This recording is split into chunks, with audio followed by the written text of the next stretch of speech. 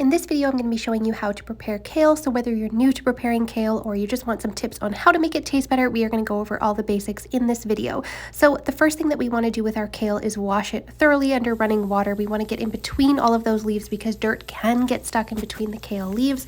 Then I like to dry thoroughly with a clean kitchen towel. I'm going to chop this up just to bite-sized pieces. So you want to remove your ribs and stems here. You can just rip it off like this.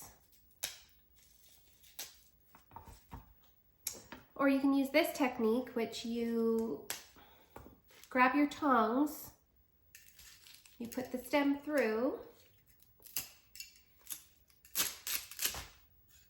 just like that.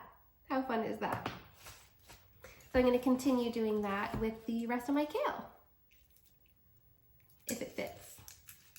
Now with these stems, I find they're very chewy, they're very bitter, they're not really even good to put in vegetable broth, so the best thing you can do is compost them. My dog actually likes them, so I give her a little piece of them to chew on. You can cut up kale to any size that you like. My mom really loves to cut her kale into tiny, tiny little bite-sized pieces for her salads, and her kale salads are amazing, so you can do that. In this case, I was roasting it, so I did bite-sized pieces. Okay, so now I'm just going to gather up my kale to make it a little bit easier. And I just like to chop this into nice bite-sized pieces. A sharp knife is really ideal for this. Make sure you're tucking in your fingers. It can be a little bit tough, a little bit hard to cut through at first, but keep working at it and you'll get it to the desired size that you're looking for. And kale can be quite bitter on its own, but if we give it a little bit of massage, a little bit of love with some olive oil, it's actually going to take away that bitterness.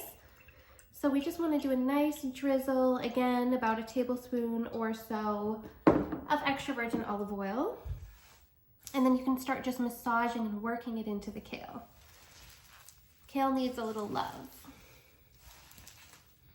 So just like this, you just massage it in.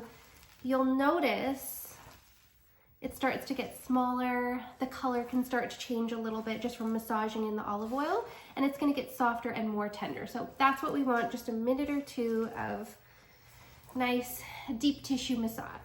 Now, if you were looking to do this without the use of oil, I know that you can do this as well with lemon juice and you'll have a very similar effect. So you can use lemon juice, about a tablespoon, to massage in instead of using the extra virgin olive oil, and you can see how the color, you can see how much softer and more tender it is from being massaged. It was so tough and kind of dry earlier, so you can see the difference it makes to massage. And I ended up throwing this on top of one of my favorite kale salads. Thank you so much for watching this video. If you like it, hit like and subscribe.